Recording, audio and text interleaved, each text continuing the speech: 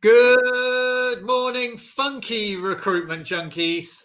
My son's decided to add a word to the front of it today, so they're listening behind the door going, you've got to say funky recruiting gym junkie. So Do we hello. get to dance as well? Yeah, we'll sort of do a bit of a thing. So and today we're joined by Angela, Good morning. in the gym. How are you?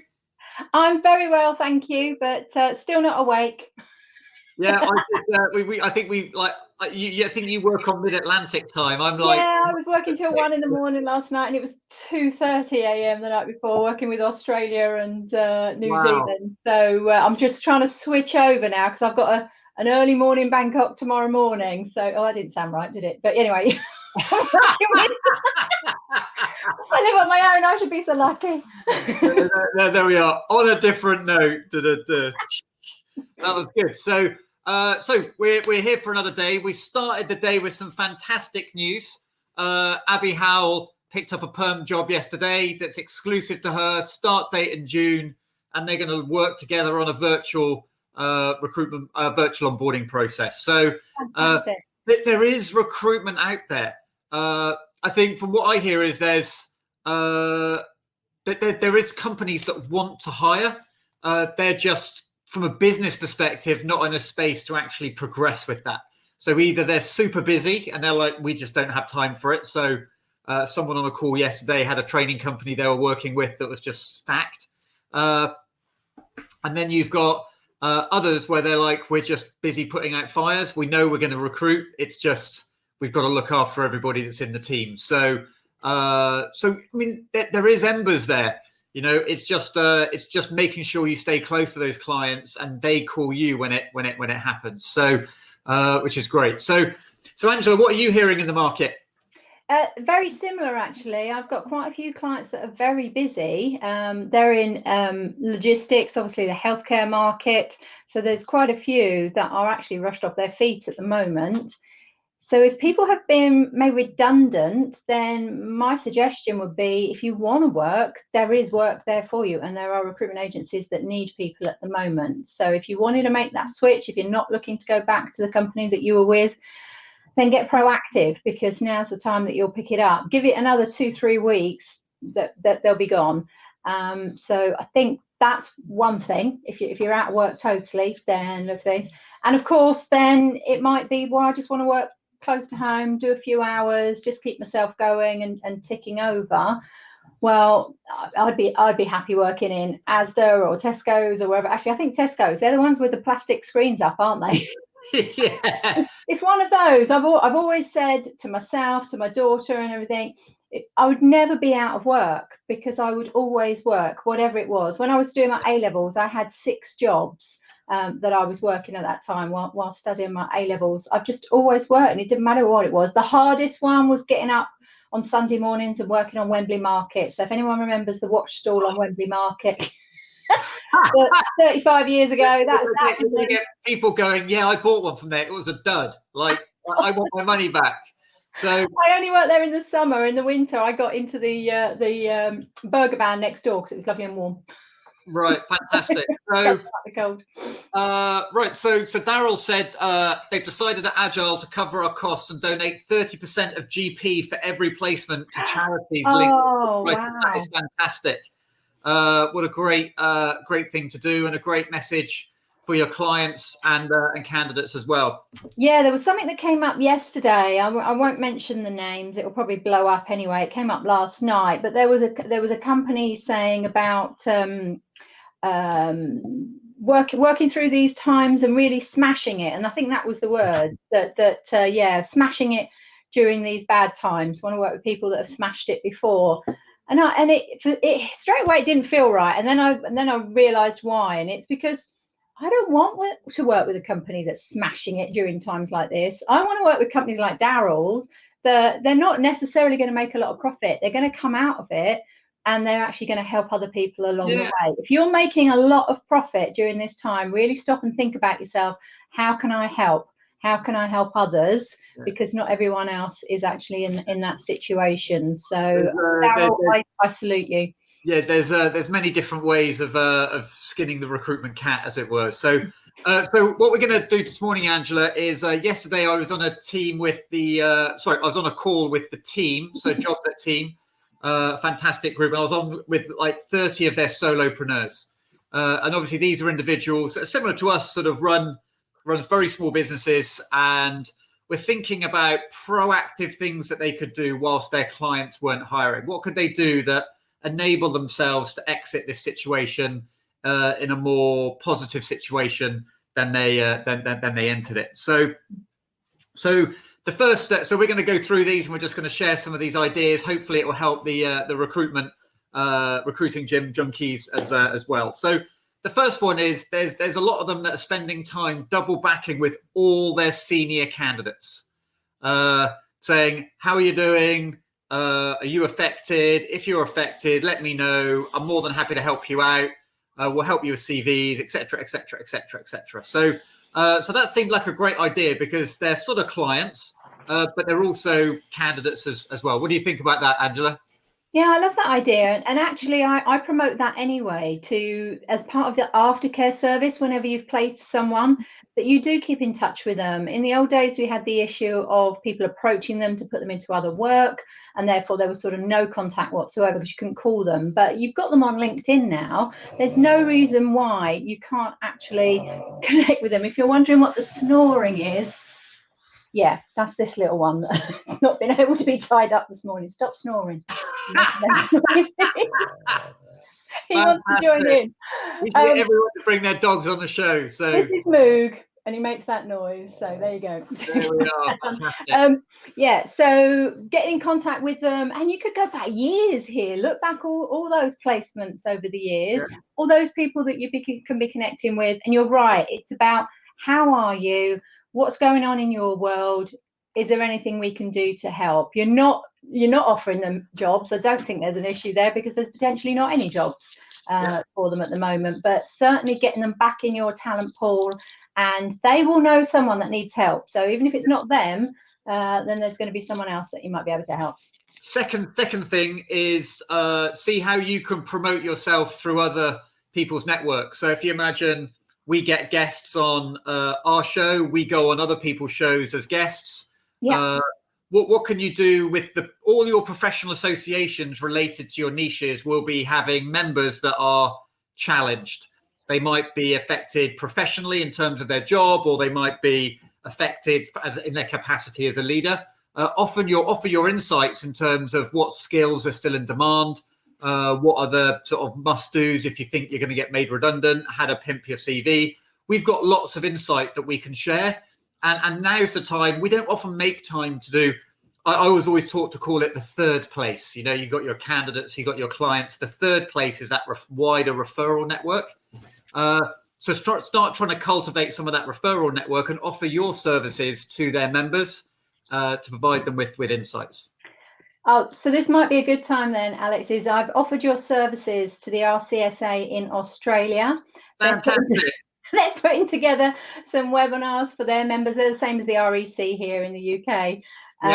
So that was the night before last. I didn't get to speak to you yesterday. So there we go. Yeah, we're going to be doing that, and we're offering some of your webinars over there. Fantastic. Well, I'll look forward to that. And that's the thing really, is that look outside of your immediate network and how can you get a broader reach to be seen as helping others as well. The next thing is running a virtual program to help candidates. So what's unusual about this particular situation is normally in an economic slowdown, people either know whether they're going to get fired or they don't know whether they're going to get fired or made redundant. In this market, we've got millions of people in furlough, which is, do I have a job? Don't I have a job? And so I know a lot of agencies, there was a few agencies that are running virtual webinars on how to pimp your CV. How to improve your LinkedIn profile, how to make yourself more discoverable by recruiters, because a lot of people are going from inactive to sort of passively keeping an eye out in the market. So how can you offer support to those candidates and engage them? And if you think about it, using a tool like Crowdcast or Zoom, you can get them to register, in which case you'll know their email address, you'll know who's on it, And that then tells you that they've gone from inactive to actually now maybe looking, and they're great calls to be followed up with a phone call. I think things like that really stand you in good stead in the future. They're usually quite a bit of hard work to start with, but it is all about giving back. That took me back to 1991, actually. We had a big recession there, and we did the same for British Gas. And I remember interviewing 75 people in one day. And then guess what? 2 months later, they wanted them all back again through us. So they were their own employees, and they wanted us to payroll them. Those were the days, weren't they? Those were the days. Like, exactly. So we've got some work in between. And I believe in karma. Do some good stuff, guys, and it will come back to you. Yeah, and your candidates will love you for it. It gives you loads of stuff to talk about positively. And remember, there will be great candidates with it that will get let go, and to know who to take them to market, even if your clients aren't recruiting, for them to know you're thinking of them is great. The next one is, from the flip side, is start running some client events. So maybe find other subject matter experts so you can talk about maybe how clients are retaining staff or how they're onboarding virtually, and you might be able to interview a client. So Abby, if you work out a way to onboard a client virtually, maybe your client would be willing to do a podcast, or they're willing to do a live cast, and you can run a virtual workshop to help clients with some of the challenges that they've never really experienced before. If you know someone running a good virtual hiring process, interview them and share that with your team. I'm seeing more and more people. One of our clients yesterday actually posted, even though it's a 4-day week, they've had their most interviews booked this week in all time. So just having that focus on it, therefore they're going to offer online. They're going to onboard them online. So people are working it out as to how to do it. So don't take your foot off the gas thinking you're not going to get anywhere, because actually, this has moved forward pretty quick. I love our industry. We're so resilient, but we're also very innovative. And if there's something thrown at us, it's like, right, okay, what are we going to do now? And on that note, that one tomorrow morning in Bangkok is exactly that. It's a client doing a webinar for his clients, and getting me on there talking about what's going on, what's worldwide. It's perfect. Everyone's helping each other. I'm loving it. It's really good. Yeah. And the fantastic thing is, with that is that, like, recruitment's never easy, right? So it's gone from hard to harder, okay? Where lots of individuals are going from an easy life to a very difficult life. And that's a big leap, where we're just going, just add another 20 kilos on each side. It's fine. I'm already benching 200. It's good. We have had it pretty easy for 10 years since we came out of the global crisis, the GFC, whichever term you use. It's been pretty easy. So if you've only been in recruitment for 10 years, get us, only been in recruitment for 10 years, then you wouldn't have experienced anything like that. And it's pretty been easy running for you. Now's the time to dig in, go back to basics, which I think was Abby's point there, is the fact that, all of a sudden she's so grateful for that job and that offer and that opportunity. That sort of takes you back to your first couple of months, doesn't it? When you're suddenly like, yay, doing things, how lovely. So hopefully re-energizing all those people that have been in it a long time and realizing the power of picking up a job and filling it. Oh, love it. That's the best feeling in the world. Best feeling in the world. So, Harold, I'm sorry, it's only 200Ks. Only 200K. So, I did say that as just one arm, right? Sorry, just one arm bench press. Couple of other quick things. Firstly, if you ever use email templates to introduce yourself, now's a good time just to spend half a day going through those templates, creating some new templates, thinking about what templates will engage people. So, like an email to someone that's furloughed, an email to a client that has had to furlough, a client that's knows in retail.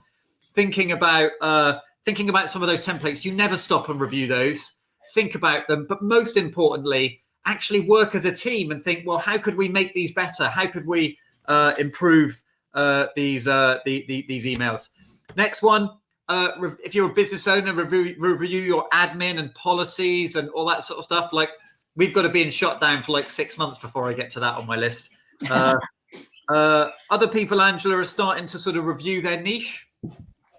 Yes, I think I put this out on LinkedIn last night. Can you adapt? Can you change? I've worked in 5 different sectors as a consultant.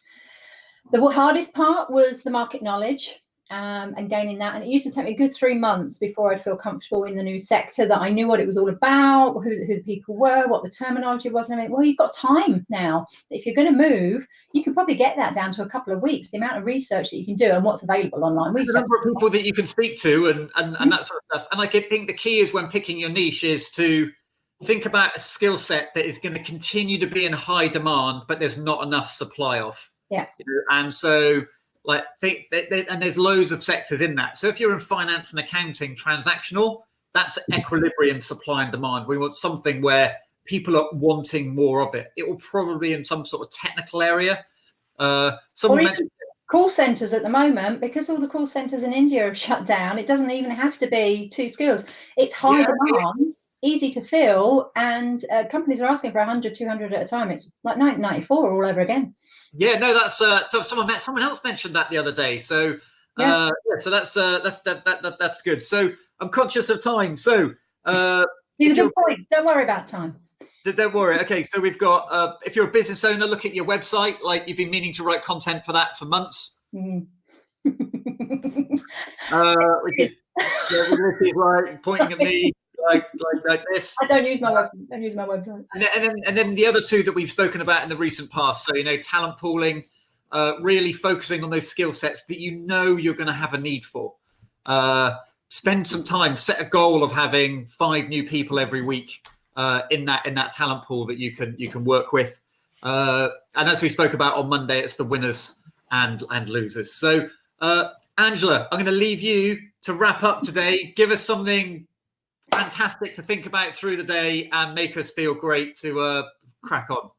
Well, one, I've woken up, the sun's shining, and at 7 o'clock this morning, it was already 10 degrees. So to me, first and foremost, that puts a smile on my face. You'd never normally see me at this time, but the fact that the sun's shining, let's enjoy that in that sense. And remember, calm seas never makes good sailors. So that's where we've been these last 10 years. Now's the time to hone your skills and really get good at what you do. Hence, take advantage of all the training, because there'll be things that you haven't been doing. You've been getting away with it maybe a little bit, but now's the time, because we haven't got calm seas. So we're going to have to learn quickly. So there's loads out there for you. There's no excuse for you, is there? If you're not busy, there's no excuse. So exactly. I'm looking forward to seeing the skill level jump considerably in the next 3 months, which will be great for our industry. That is fantastic. And there's so much great content out there. I'm sure if you're a member of Rec Team, Members Only, or the Recruitment Network, they're all doing great stuff. So just spend a bit of time learning, and have a fantastic day, everybody, and keep bringing the good news. So see you soon. Take care now. Bye. Bye.